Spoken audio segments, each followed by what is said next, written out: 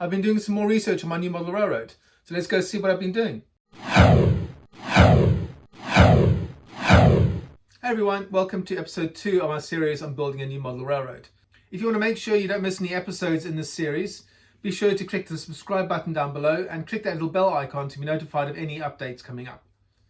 Before I get started on this episode, I've decided to change the name of this channel. It was called Rochelle Intermodal before, based on my previous model railroad, and I've decided to just keep it simple and just name it for exactly what it is, which is BNSF Chicago sub in Hinsdale. So let's get on with the research. Now the first station on the layout is going to be Western Springs. Now this station is on the west of the large BNSF Cicero yard in the Western Springs district of Chicago. Now I've chosen this station because of its architectural style and the unique features. This station building was constructed in 2005 as a replica of one demolished in 1972. One of the unique features are the canopied platform shelters, providing shelter from the rain and snow. However, the main reason I chose this station was because the replica crossing shack built on the opposite platform, along with the large brick and stone water tower in the park opposite. These will be interesting modelling projects and will be a great scenic feature. So the next station along the line is Hinsdale. Now this station is just to the west of Western Springs. The METRA section of the station is quite small, with the rest being taken up by a restaurant, but it also has the canopy style platform shelters and some colourful landscaping.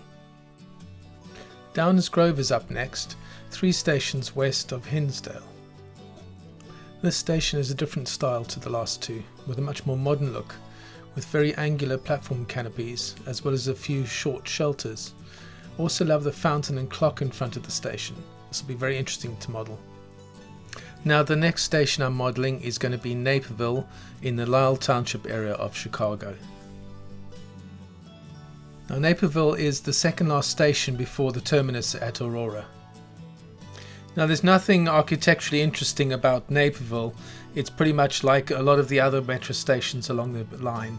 But what I do like about it is the fact that it has an underpass as well as the traditional road crossing. A lot of the stations are getting rid of the road crossings and putting in underpasses. Now the final station on my layout is going to be the Aurora metro station, and this is the terminus on the Chicago sub. Aurora is also the location of the western yard of the Chicago METRA system. The station building itself is pretty plain, more like a warehouse than an architectural feature. What makes Aurora interesting is this Burlington Roots caboose display, as well as the famous Two Brothers Roundhouse and Brewery. There's nothing better after a day of rail fanning to have a nice cold beer.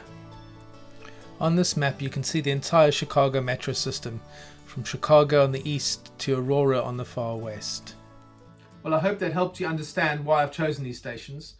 I may add some stations as I go along. I didn't show you Chicago Union Station because that's not going to be a model station on my layout. It's just going to be represented by staging. So in the next episode of my series, I'm going to be concentrating on the freight operations along this route. So make sure you catch that episode. If you haven't already, be sure to click the subscribe button down below and click that little bell icon to make sure you're notified of all the upcoming episodes. So looking forward to seeing you next time.